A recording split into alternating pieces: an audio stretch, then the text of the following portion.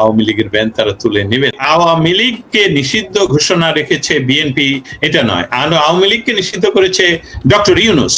তাদের একটি সুযোগ, বিএনপির একটি সুযোগ তৈরি হয়েছে প্রমাণ করার যে ডক্টর ইউনূসের সাথে আমাদের ডিস্টেন্স হলো, আমরা গণতান্ত্রিক দল, ডক্টর ইউনূস একটা অগণতান্ত্রিক ছিল, এবং আমরা এখানে গণতান্ত্রিক ভাবে সমস্ত সবার জন্য উন্মুক্ত করে দিচ্ছি, রাজনীতি করুন, আসুন আপনারা আমাদের রাজনৈতিক চ্যালেঞ্জ গ্রহণ করুন।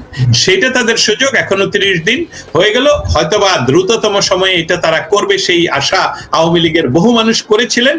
তাদের আওয়ামী লীগ একটি দল যেটা গণমানুষের জন্য কাজ করে, এবং কাজ করে এমন বুলডোজার ভাবে যে সে ভুলে যায়, সে হয়তো বা ভুলে যায় যে এখানে অন্য একটা পলিসি আছে, যে পলিসিটা হলো যত বড় ভালো কাজই করি না কেন, এখানে যেমন উদাহরণটা হলো আপনি কিন্তু খাঁটি সোনায় কিন্তু অলংকার তৈরি করতে পারবেন না, আপনাকে খাদ মিশাতেই হবে, এবং খাদ না মিশালে সেটা টিকবে না।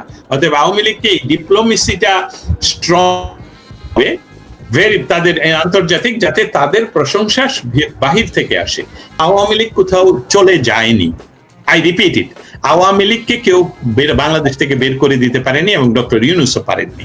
যে সেই কারণে আওয়ামী লীগের নেতৃত্ব যারা তাদের নিজের নিরাপত্তার সাথে বিভিন্ন জায়গায় আত্মগোপনে আছেন, তারা যদি বের হয়ে না আসেন, আওয়ামী লীগের নিজস্ব নেতৃত্বই গজায় উঠবে, এবং তারা মাঠে ময়দানে, ঢাকা শহরের অলিতে গলিতে, এমনকি আমি এখন ডক্টর ইউনূসের ভাষায় বলি, আপনার পাশের বাড়িতেই আছে, তাদেরকে আপনি প্রতিহত করতে পারবেন না, তারা আপনাদের পেছনেই থাকবে। বাংলাদেশ, জয় বাংলা, 71, 32 এসবগুলোকে ওনারা রক্ষা করবেন। তখন আমার কাছে মনে হচ্ছিল, কানে প্রতিধ্বনি হচ্ছিল, ঠাকুর ঘরে কে রে আমি কলা খাই না। উনি এটা বলবেন কেন? এটা বিএনপির না, সেটা তো বিএনপি বলতে হবে, যেটা উনি বলেছেন শাহজালাল। আবার আমি যেটা সংযুক্ত করব, উনি ওনার নিজের ড্রয়িং রুম থেকে বলেননি, উনি বলেছেন ওনাদের দলের প্রধানের কার্যালয় থেকে। অতএব এটা অফিসিয়াল বক্তব্য, এটাতে আর ইফ বাট কিন্তু আমাদের ওয়াকারের মতন আমি বলে দিলাম যে আর নেই। এটা বিএনপির বক্তব্য, এটা বিএনপির অফিস থেকে, অফিসিয়াল অফিস থেকে এসেছে। যেহেতু বিষয়টা হলো যে নির্বাচন বিমুখ রাজনৈতিক দল যে তারা, এটা তারা প্রমাণ করতো, আর প্রয়োজন অন্য কিছু টেস্ট করতে হয় না, কারণ যে জায়গাগুলোতে তারা প্রশাসক নিয়োগ দিচ্ছে তাদের নিজস্ব সেই জায়গার ক্যান্ডিডেটকে দিচ্ছে। অতএব তারা এটা পরবর্তীতে জাস্ট একটা নির্বাচনের নামে বা একটা কিছু করে বলবে ওনারা নির্বাচিত, সেই ফাঁকে হয়তোবা 1 বছর, 2 বছর, 3 বছর, 4 বছর ওরা এইভাবেই প্রশাসক থাকবে, যেটা আমরা ওনাদের আগেকার শাসনামলে দেখে এসেছি প্রায় সমস্ত জায়গায়। বহুজনকে আমি জানি যারা মেয়র ছিলেন, যখন বলি কোন সময় নির্বাচন করে, না আমি তো নিয়োগপ্রাপ্ত ছিলাম, এরকম অনেককেই আমরা জানি। সেটাই ওনাদের আওয়ামী লীগ বাংলাদেশকে জন্ম দিল, এইভাবে যদি বলি ডিপ্লোম্যাটিক ওয়ার্ড বিহীন, বাংলাদেশের জন্ম দিল আওয়ামী লীগ। সেই আওয়ামী লীগ এবং বাংলাদেশের সর্বকালের সর্বশ্রেষ্ঠ বাঙালি বঙ্গবন্ধুর নেতৃত্বে জয় বাংলা স্লোগানের মাধ্যমে এই দেশ স্বাধীন হলো, তাকে আমরা হত্যা করলাম ওই দিন 3.5 years। আচ্ছা, এটাকে বলা হয় এই জাতি হিসাবে আমরা বাংলা ভাষায় কৃতজ্ঞ, অকৃতজ্ঞ, কৃতঘ্ন শব্দটা রয়েছে, মানে উপকারীর অপকার করি আমরা, বঙ্গবন্ধুকে মেরে ফেললাম। আচ্ছা, তারপরে আসলো শেখ হাসিনা। শেখ হাসিনা অনেক বদনাম, দেশের তো উন্নয়ন উনি করেছেন, কেউ অস্বীকার করে না। আমি শেখ হাসিনা সরকারের আমলের কোনো আমলেই আমি বাংলাদেশে যাইনি, কিন্তু বাংলাদেশ থেকে এখনো পর্যন্ত যারা শাসন করে তারাই, তাদের প্রতিদিনের কথাই বোঝা যায় যে শেখ হাসিনা সরকার এমন কোন সূচক নেই যেই সূচকে উনি উন্নয়ন করেননি। সেই আওয়ামী লীগকে ঠেলে ফেলে দিয়ে তাকে কি একটি ট্যাগ লাগিয়ে দিলেন, সে ফ্যাসিস্ট।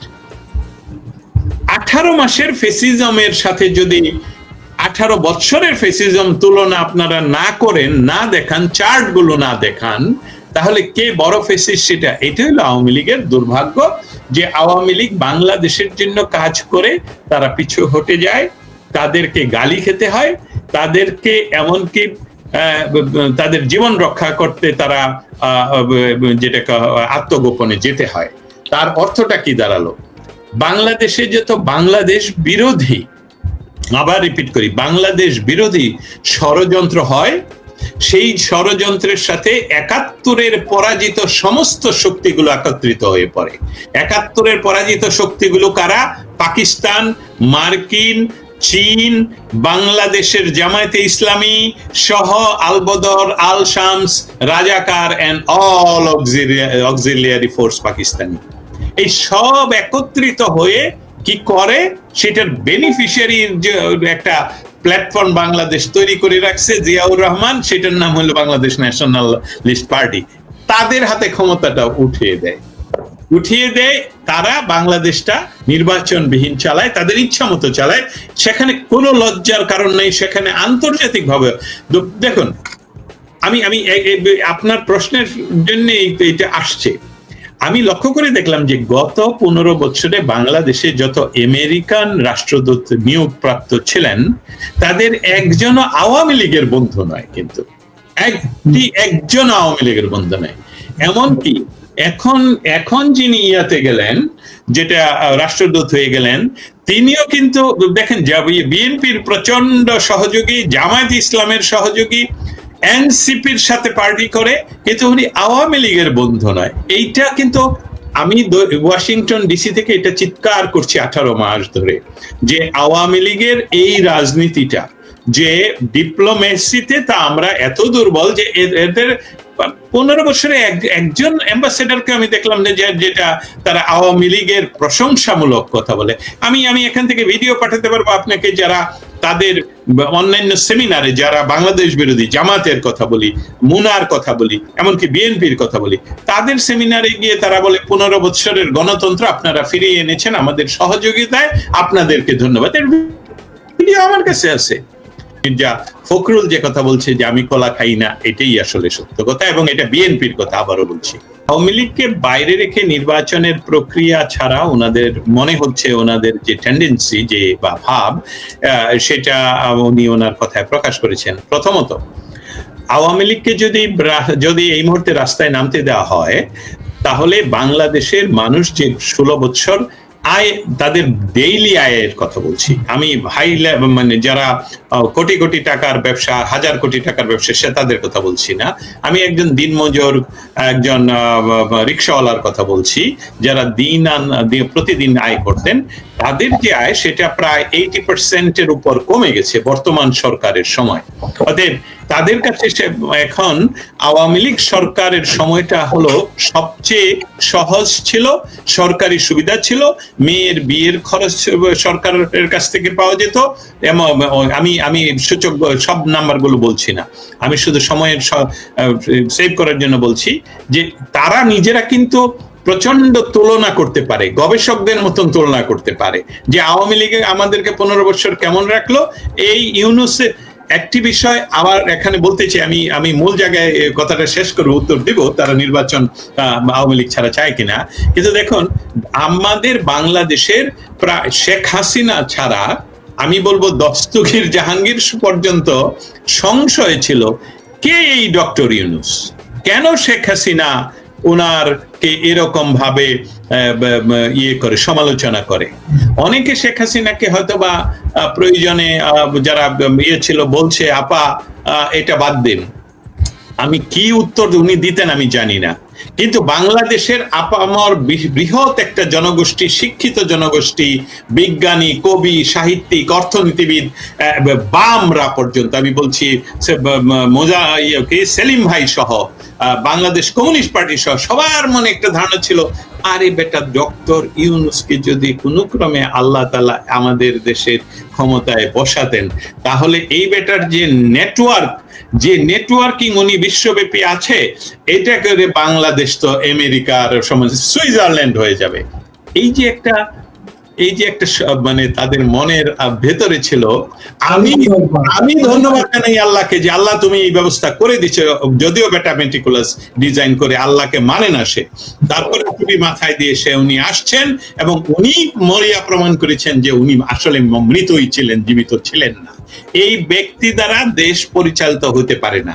সে তার নিজস্ব সুদ ব্যবসা ছাড়া সে বুঝে না, সে তার চুরি ব্যবসা ছাড়া সে বুঝে না। সেই ছোটকালে শিশুদের ম্যাগাজিন চুরি করার ইতিহাস উনি ওনার বা নিজের বই লিখে গেছেন। অতএব এই ক্রিমিনাল মাইন্ড লোকটাকে ক্ষমতায় আল্লাহ নিয়ে এসেছেন মানুষকে দেখানোর জন্য, হে বাঙালিরা, তুমি তোমার সর্বকালের সর্বশ্রেষ্ঠ বাঙালিকে অপমান করে যে ব্যক্তিটাকে পূজা করছো, সে আসলে বলছে যে তোমার বাড়ির পাশেও যে আছে তুমি তাকে কি করতে পারছো। এটা হলো গৃহযুদ্ধের উস্কানি। এটা রাষ্ট্রীয় আন্তর্জাতিক আমরা যারা টার্মিনোলজি ব্যবহার করি তারা জানি যে এটা সরাসরি একটা গৃহযুদ্ধের উস্কানি, এবং শুধু এই উস্কানির জন্য অ্যাটেম্পট টু মার্ডার হতে পারে, উস্কানি হতে পারে, হোয়াটএভার, অ্যাটেম্পট টু জন্য ওনাকে দায়ী করা যায়। রুয়ান্ডাতে একজন শাসক এইভাবে এই শব্দ ব্যবহার করে ইয়েগুলো করেন, সেখানে রুয়ান্ডাতে যে গণহত্যা হয়। আর উনি এই শব্দগুলো কিভাবে ব্যবহার করলেন ডক্টর ইউনূস? কারণ ওনার ব্যবসা কিন্তু আমেরিকায় নয়, ওনার ব্যবসা কিন্তু ইউরোপে নয়, ওনার ব্যবসা হলো রুয়ান্ডাতে, বাংলাদেশে, এরকম জায়গায়। আর আমেরিকা ইউরোপে উনি কি, এখানে উনি ভিক্ষা করেন। ওনার নেটওয়ার্কটা হলো যে ভাই আমি গরিব উদ্ধার করতেছি, তোমরা আমার টাকা দাও। 1 টাকা দিলে উনি 200% সুদে সেই ব্যবসাটা সেখানে করেন। সেই ডক্টর ইউনূস যখন ভারতের একটা বিষয় ঘটলো, আমি যেহেতু ডিপ্লোমেসি নিয়ে কাজ করি এই জন্য শব্দগুলো চলে আসে, ইনফরমেশনগুলো চলে আসে। ভারতের একটা বিষয় হলো যে এই মনস্টার বলেন মবস্টার ইউনূস যেইভাবে জঙ্গিবাদের প্রশ্রয় দিচ্ছে বাংলাদেশে, সেই জঙ্গি এবং ডক্টর ইউনূসকে যেহেতু পশ্চিমা, স্পেশালি আমার দেশ আমেরিকা, তারকে সমস্ত কিছু তার ইচ্ছা চাওয়ার আগে এনে বলছে স্যার কি নিবেন, স্যার এইটা নেন, স্যার ওইটা নেন, আমাকে থাকতে দেন। সেখানেই এই জঙ্গিবাদ যদি বাংলাদেশে কন্ট্রোল করতে হয় তাহলে মন্দের ভালো হিসাবেও নির্বাচিত সরকার আসতে হবে। এই জন্য ডক্টর ইউনূস আর শেষে পারলেন না ওনার 5-10 বছরের পরিকল্পনা রাখতে, এবং নিউ ইয়র্ক বলছি, লন্ডনে গিয়ে উনি ওনার সেফ এক্সিট নির্ধারণ করে ক্ষমতা তুলে দিলেন আবার কার কাছে? সেই বিএনপির কাছে।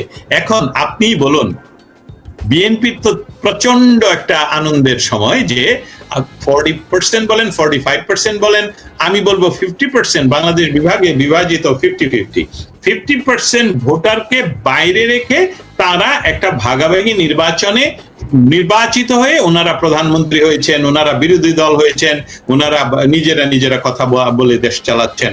এবং আমি সেদিন আপনার সত্যিই বোধহয় ব্যাখ্যা করেছিলাম যে একজন সাজাপ্রাপ্ত আসামি আইনের দ্বারা তার জন্য শোক প্রস্তাব এনে যে সংসদ শোক প্রস্তাব আনে, যেই সংসদের আইনকে ওনারাই ভঙ্গ করছেন, ওনাদের শপথিত ভঙ্গ হয়েছে। আওয়ামী লীগকে বাইরে রেখে নির্বাচন করলেই তারা তাদের নির্বাচিত মানুষগুলোকে সব জায়গায় বসাতে পারবে। তবে সুখের আরেকটা সুখের নয়, আমি বলছি বাংলাদেশের মানুষ এই সুযোগটা গ্রহণ করা উচিত। যেহেতু এই সরকার বা গত সরকার বলেছে, বা আমরা এখনো শুনছি যে স্থানীয় সরকার নির্বাচন কোনো দলীয় প্রতীকে হবে না, সেখানে যারা আওয়ামী লীগের আপনাদের যাদেরকে পরিচিত, যারা আপনারা পরিচিত আওয়ামী লীগের, আপনাদেরকে যদি নির্বাচন করতে দেয়া না হয়, আপনারা আপনাদের পরীক্ষিত এমন কর্মীকে সেখানে নির্বাচনে পাঠানো উচিত। আমি এটা মনে করি পাঠানো উচিত, যাতে করে আপনারা সেখানে প্রতিদ্বন্দ্বিতা করতে পারেন। কারণ জনগণ আওয়ামী লীগের পক্ষে রয়েছে, এটা যেরকম গণমাধ্যমগুলো বলছে, আমাদের সমস্ত পরিসংখ্যানে এটা বলছে। অতএব বিএনপি চেষ্টা করবে আওয়ামী লীগকে বাইরে রেখে 5 বছর কাটিয়ে দিতে, আওয়ামী লীগকে টেকনিক করে সেখানে ফিরে আসতে হবে। ধন্যবাদ। আমার ধারণা ছিল যে ওনারা হয়তো এসে বলবেন যে গত যে সরকার, সেটা শপথ আমাদের সংবিধানের কোনো অনুচ্ছেদ না, সংবিধানকে মেনে তারা যেহেতু শপথ গ্রহণ করেছিলেন, আমরা যেহেতু তথাকথিত নির্বাচিত, তারা যে বাতিল করেছেন যে নির্বাচিত প্রশাসক, নির্বাচিত মেয়র এবং চেয়ারম্যান গুলোকে, তাদেরকে আমরা নিয়োগ দিচ্ছি না, কিন্তু আমরা সরাসরি আরেকটা নির্বাচন ডিক্লেয়ার করছি অরাজনৈতিক। আপনারা যারা নির্বাচন করবেন চলুন আমরা নির্বাচন করি। এটাতে সিগন্যালটা কি হতো, আমাদের মতন লোকেরা যারা কর্মী হিসাবে কাজ করি প্রত্যেকটি সরকারের, আপনারা যারা আমাকে চেনেন আগে থেকে, অনলাইনে যারা বলছি, আপনারা জানেন, আমার ফেসবুকে গিয়ে দেখতে পারেন, আমি বহু বহু বহু খোলা চিঠি শেখ হাসিনাকে লিখতাম, কারণ সেখানে যে বিষয়গুলো আমার পছন্দ হতো না। সেই অর্থে বলছি যে ওনারা হয়তো এই কাজটুকু যদি করতেন তাহলে আমরা আরো সময় দিতাম। আমরা প্রথম ভেবেছিলাম যে ওনাদেরকে 90 দিন সময় দিই, কিন্তু 90 দিন সময়ের মধ্যে 30 দিনের ভিতরেই আমরা দেখতে পাচ্ছি গণতান্ত্রিক কোনো ব্যবস্থাতেই উনি যাচ্ছেন না। এমনকি ডক্টর ইউনূস যেই কাজগুলো করেছেন সেসবগুলোকে আরো বেশি করে ইমপ্লিমেন্ট করছেন, অর্থাৎ যারা জামিনে বের হওয়ার চেষ্টা করছে তাদের আবার জেলে নিয়ে যাচ্ছেন। সো এই বিষয়গুলোকে ওনারা সুযোগ হিসেবে যদি গ্রহণ করতেন ভালো হতো। তবে আমরা আমাদের জাতীয়তাবাদী দলের মনে হয় রাজনৈতিক যারা, আমরা একটা বিষয় এখানে জানি যে জাতীয়তাবাদী দল তৈরি হয়েছে সংকর রাজনীতিবিদদের নিয়ে, বাম থেকে, ডান থেকে, মিডল থেকে, অনেক জায়গা থেকে। আপনারা যারা রাজনীতিটা বুঝেন, আপনাদের বোঝা উচিত যে বাংলাদেশে আপনাদের অস্তিত্ব রয়েছে, কিন্তু এই অস্তিত্বকে রক্ষা করতে হলে গণতান্ত্রিক পন্থায় আসতে হবে এবং নির্বাচনের সুযোগ অচিরেই দেওয়া উচিত। আপনারা যদি স্থানীয় নির্বাচন করতে চান সেটা সকলের অংশগ্রহণের মাধ্যমেই।